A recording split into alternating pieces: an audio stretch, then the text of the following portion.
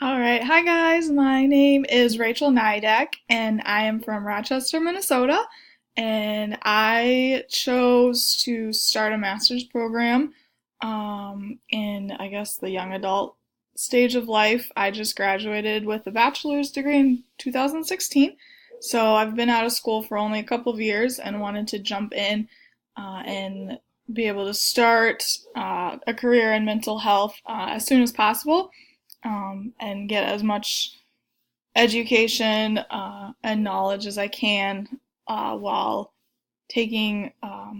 initiative of those internships to help me get into the